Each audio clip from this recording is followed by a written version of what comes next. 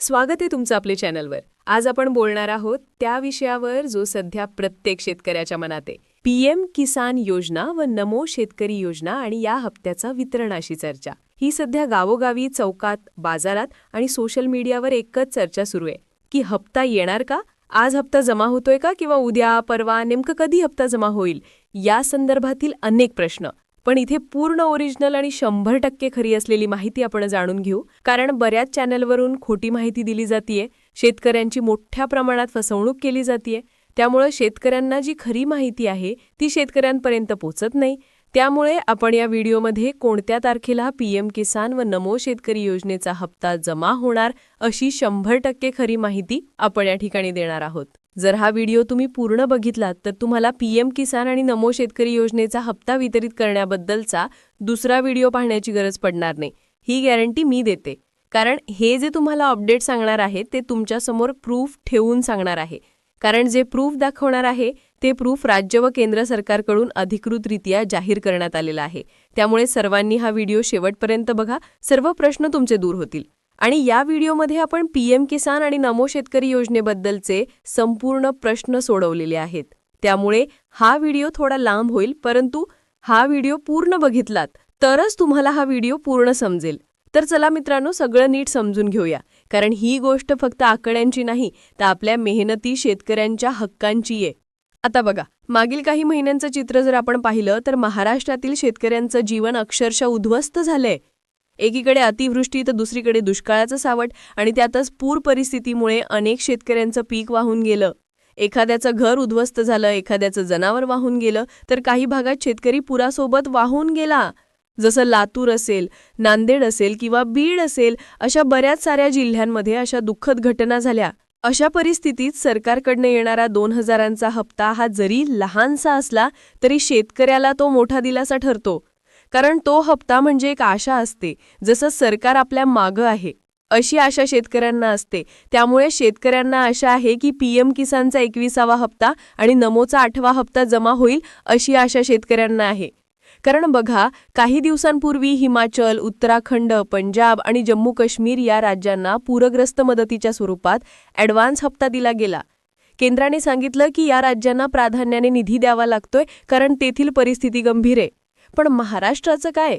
महाराष्ट्रातील परिस्थिती याहून वाईट असताना आपल्या शेतकऱ्यांकडे दुर्लक्ष का?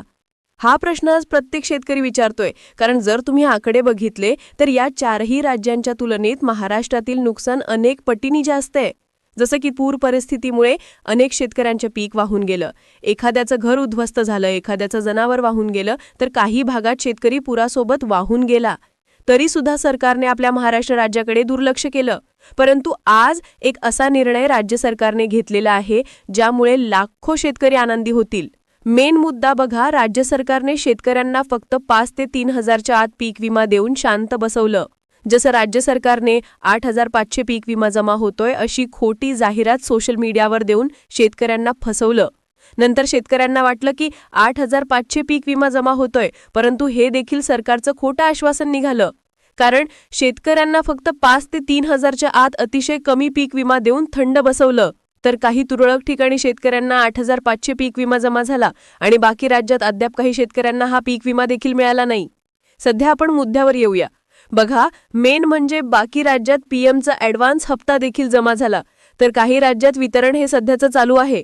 मग मदत महाराष्ट्राला का मिळाली नाही, हा नेहमीचा प्रश्न, आणि त्याचं खरं उत्तर म्हणजे निवडणुका। सध्या बिहारमध्ये चालू असल्यामुळे आचारसंहितेमुळे केंद्र सरकार थोडा हात आखडतंय, पण यातून शेतकऱ्यांचं नुकसान होतंय हे सत्य आहे।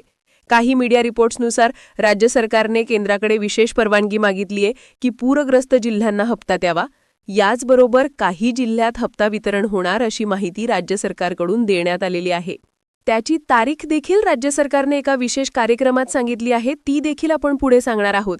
आणि कोणते शेतकरी पात्र आहेत, म्हणजे जवळपास 80% शेतकऱ्यांना या हप्त्याचं वितरण होणार आहे। बाकी 30% शेतकऱ्यांना वाट पाहावी लागेल। तर मेन म्हणजे या निधीचं वितरण कधी होणार? तर बघा, काही ठिकाणी बातम्या येतात या आठवड्यात हप्ता येणार, पुढच्या आठवड्यात निधी मिळणार, केवायसी करा नाही तर पैसे थांबतील। पण प्रत्यक्षात शेतकऱ्यांच्या खात्यात 1 रुपया सुद्धा जमा होत नाही आणि मग लोकांमध्ये संभ्रम पसरतो। याबरोबर अनेक शेतकऱ्यांचे केवायसी बद्दल प्रश्न होते। केवायसी किती वेळा करायची? प्रत्येक हप्त्याला का? तर याचं उत्तर एकच, नाही. बघा, एकदा केवायसी तुमची पूर्ण झाली की पुन्हा पुन्हा ती करण्याची गरज नाही. जर बँक खाते, आधार आणि मोबाईल नंबर लिंक असतील तर काही अडचण येणार नाही. पण आता केंद्राने काही नवीन नियम लागू केलेत. देशभरातील जवळपास 29 लाख लाभार्थ्यांची नावे संशयास्पद म्हणून तपासणीसाठी ठेवली आहेत. कारण काही ठिकाणी एकाच कुटुंबातील 2-2 लोकांनी लाभ घेतला होता. उदाहरणार्थ, पती आणि पत्नी दोघांनाही पैसे जात होते, किंवा कुटुंबातील मोठ्या मुलाचं नाव सुद्धा स्वतंत्रपणे जोडलेलं होतं. तर काही प्रकरणात ऑनलाईन सेंटरकडून शेतकऱ्यांच्या कागदपत्रात गडबड करून पीएम किसान व नमो शेतकरी योजनेसाठी शेतकरी पात्र केले जात होते. त्यामुळे शेतकऱ्यांवर संकटाचा आभाळ दिसून येतंय, कारण त्यांचे नावं पात्र यादीतून वगळली जात आहेत. जे नवीन या योजनेसाठी नोंदणी केले आहेत आणि थकीत हप्त्याची प्रतीक्षा करतायत, त्यांच्यासाठी देखील चिंताजनक बातमी आहे. कारण केंद्र सरकारनं काटेकोर तपासणी सुरू करून मोठ्या प्रमाणात शेतकरी पात्र यादीतून काढलेत. त्यामुळे आता केंद्र सरकार म्हणतंय, एका कुटुंबात फक्त एकच लाभार्थी असेल, म्हणजे पती पत्नीपैकी एकाच्याच खात्यात पैसे येणार. या पडताळणीमुळे अनेकांची नावं होल्डवर गेली आहेत, आणि हेच मुख्य कारण आहे हप्त्याच्या वितरणात उशीर होण्याचं. काही ठिकाणी फिजिकल व्हेरिफिकेशनची प्रक्रिया सुरू झालीये, म्हणजे ग्रामसेवक किंवा तलाठी प्रत्यक्ष शेतात येऊन तपासणी करतायत की त्या व्यक्तीचा लाभ खरंच योग्य आहे का, त्या शेतकऱ्यांच्या नावावर खरंच जमीन आहे का, जो जमीन शेतकरी दाखवतो ती जमीन त्या शेतकऱ्याची खऱ्या मालकी हक्काची आहे का, अशी तपासणी केली जातीये. परंतु ही तपासणी सध्या महाराष्ट्र सोडून दुसऱ्या राज्यात चालू आहे, पण लवकरच महाराष्ट्रात सुरू होईल अशी माहिती सूत्रांनी दिलीये. आता ही प्रक्रिया पूर्ण होईपर्यंत केंद्र सरकार निधी सोडणार नाही. त्यामुळे जर तुम्हाला अजूनही केवायसीचे मेसेज येत असतील तर नक्की करून घ्या, कारण भविष्यातील हप्ते थांबू शकतात. पण सगळ्यात मोठा प्रश्न अजूनही तोच आहे, हप्ता कधी मिळेल? आतापर्यंतची माहिती सांगते की एकतर निवडणूक आचारसंहिता आणि दुसरं म्हणजे निधी वितरणाची तयारी अजून पूर्ण झालेली नाही. पण काही अधिकारी सांगतात की जर निवडणूक आयोगाची परवानगी मिळाली तर महाराष्ट्राला स्पेशल केस म्हणून हप्ता दिला जाऊ शकतो. म्हणजे हे सर्व अजून चर्चेच्या पातळीवर आहे. आता प्रश्न असा पडतो की आपण काय करू शकतो? तर पहिलं म्हणजे घाबरायचं नाही. तुमचं नाव पीएम किसान पोर्टलवर ऍक्टिव्ह दिसत असेल, बँक खाते आणि आधार जोडलेले असतील, तर पैसे थांबलेले नाहीत, फक्त विलंब झालेला आहे. आणि दुसरं म्हणजे फेक बातम्यांपासून दूर राहा.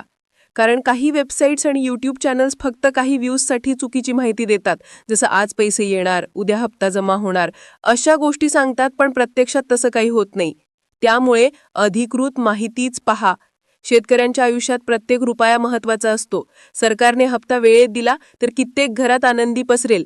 म्हणूनच सगळ्यांची नजर आता केंद्र सरकारकडे लागलेली आहे. कारण या हप्त्याचा विषय फक्त राजकारणाचा नाही, तर जनतेच्या भावनांचा आहे. आणि हो, काही मंत्री आणि प्रशासनातील वरिष्ठ अधिकाऱ्यांनी सुद्धा म्हटलंय की पूरग्रस्त राज्यांना प्रथम प्राधान्य दिलं जाईल. म्हणजेच महाराष्ट्रात जिथे अतिवृष्टी झाली, जिथे शेतकऱ्यांचं नुकसान झालं, तिथल्या भागात प्रथम हप्ता वितरित करण्याची शक्यता आहे. याचा अर्थ असा की काही जिल्ह्यांमध्ये हप्ता येऊ शकतो. आता हा हप्ता देखील काही निवडक जिल्ह्यांमध्ये वितरित केला जाऊ शकतो. त्याची यादी देखील इथे पाहणार आहोत. तर पहिला जिल्हा आहे धाराशिव. धाराशिव जिल्ह्यात भूम, परांडा, तुळजापूर आणि कळंब या सर्व तालुक्यांमध्ये पात्र शेतकऱ्यांच्या बँक खात्यांमध्ये हप्त्यांची रक्कम जमा होईल. आता दुसऱ्या जिल्ह्याकडे वळूया, बीड. बीड जिल्ह्यात वडवणी, आष्टी, पाटोदा, शिरूर आणि अंबाजोगाई या तालुक्यांमध्ये देखील हा हप्ता जमा होईल. कारण या भागात देखील शेती पिकांचे मोठ्या प्रमाणात नुकसान झालं होतं. म्हणजे लक्षात ठेवा, महाराष्ट्रात जिथे अतिवृष्टी झाली, जिथे शेतकऱ्यांचं नुकसान झालं, तिथल्या भागात पीएम किसानचा 21वा हप्ता आणि नमोचा 8वा हप्ता वितरित होईल. त्याच्यानंतर तिसरा जिल्हा आहे नागपूर. या जिल्ह्यातील 12 तालुके पात्र आहेत: सावनेर, रामटेक आणि काटोल. नागपूर तसेच ग्रामीण, नागपूर शहरी, हिंगणा, कळमेश्वर आणि कांद्री, नरखेड, याचबरोबर उमरेड, परशिवनी ही 12 तालुके पात्र आहेत. त्यानंतर चौथा जिल्हा चंद्रपूर, आणि चंद्रपूर जिल्ह्यातील पात्र तालुके आपण इथे पाहणार आहोत: भद्रावती, वरोरा आणि त्याच्यानंतर चिमूर, नागभीड आणि नंतर बघा ब्रह्मपुरी, सिंदेवाही व गोंडपिंपरी, राजुरा. याचबरोबर पुढील तालुके बघा: कोरपणा, पोंभुर्णा व बल्लारपूर व जिवती. या चंद्रपूर जिल्ह्यात पीएम किसान 21वा आणि नमोचा 8वा हप्त्यासाठी ही तालुके पात्र आहेत. नंतर 5वा जिल्हा यवतमाळ. या जिल्ह्यातील सर्व तालुके पीएम किसान व नमोच्या हप्त्यासाठी पात्र ठरले आहेत. लक्षात ठेवा, ही यादी राज्य सरकारकडून नियोजनपूर्वक जाहीर केलेली आहे. नंतर 6वा जिल्हा वाशिम. या जिल्ह्यातील काही पात्र तालुके आहेत: मंगरुळपीर, मालेगाव, तरे, रेशी, पुसद आणि नंतर बघा वडसा. असे पात्र तालुके आहेत. 7वा जिल्हा अमरावती आणि जिल्ह्यातील सर्व तालुके पात्र असतील. सर्वात जास्त पीएम किसान आणि नमो योजनेचा निधी लागणारा जिल्हा आहे नांदेड आणि नांदेड जिल्ह्यात एकूण 16 तालुके आहेत आणि हे पूर्ण तालुके पात्र आहेत. शेवटचा जिल्हा धुळे जिल्ह्यात एकूण 4 तालुके आहेत आणि या 4 तालुक्यात पीएम किसानचा 21वा आणि नमोचा 8वा हप्ता जमा होईल. तर बघा, काही जिल्हे आपण या ठिकाणी सांगितले, परंतु बाकीच्या जिल्ह्यांमध्ये हप्त्याचं वितरण का होणार नाही? तर बघा, याचं साधं कारण आहे, महाराष्ट्रात 2025 मध्ये अतिवृष्टीमुळे पिकांचे मोठं नुकसान झालं होतं आणि शासनाने अधिकृतपणे ही यादी जाहीर केलेली होती. त्यामुळे ज्या जिल्ह्यांमध्ये मोठ्या प्रमाणात अतिवृष्टीमुळे पिकांचे नुकसान झाले आहे अशा जिल्ह्यांना प्राधान्याने देण्यात जाणार आहे. म्हणजेच पीएम किसान आणि नमोचा हप्ता याच पात्र जिल्ह्यांमध्ये प्रथम जमा होणार आहे. बघा, काही दिवसांपूर्वी हिमाचल, उत्तराखंड, पंजाब आणि जम्मू काश्मीर या राज्यांना मदतीच्या स्वरूपात ॲडव्हान्स हप्ता दिला गेला. केंद्राने सांगितलं की या राज्यांना प्राधान्याने निधी द्यावा लागतोय कारण तेथील परिस्थिती गंभीर होती. आता अशा प्रकारे महाराष्ट्र राज्यातील काही जिल्ह्यांमध्ये आणि तालुक्यात ॲडव्हान्स हप्ता वितरित केला जाऊ शकतो. कारण राज्यभरात एकाच वेळी निधी जमा होईल असं म्हणणं लवकर ठरेल, पण आशा ठेवायला हरकत नाही. कारण गेल्या वर्षीही असंच झालं होतं. आधी उशीर झाला आणि मग अचानक एका दिवशी शेतकऱ्यांच्या खात्यात पैसे जमा झाले. त्यामुळे यावेळीही आपण थोडं संयम ठेवूया. आणि जर हप्ता येत्या पुढील 2 ते 3 दिवसात आला नाही तर 14 नोव्हेंबरपासून पुढे हप्ता मिळण्याची जवळपास 90% शक्यता आहे. कारण केंद्राचं म्हणणं आहे की निधी तयार आहे, फक्त प्रशासनिक प्रक्रिया बाकी आहे. आपली मेहनत कधीच वाया जात नाही. सरकारला सुद्धा माहीत आहे की शेतकरी हा देशाचा कणा आहे. त्यामुळे लवकरच तुम्हाला चांगली बातमी ऐकायला मिळेल, यात शंका नाही. तोपर्यंत तुम्ही शांत राहा, तुमचं KYC पूर्ण ठेवा आणि फेक बातम्यांवर विश्वास ठेवू नका. जशीच अधिकृत अपडेट येईल आपण सगळ्यात आधी इथेच त्याबद्दल बोलू. आपल्या शेतकऱ्यांच्या चेहऱ्यावर पुन्हा हास्य फुलावं. दिवाळी हीच खरी अपेक्षा. भेटूया लवकरच एका नवीन अपडेटसह. तोपर्यंत धन्यवाद.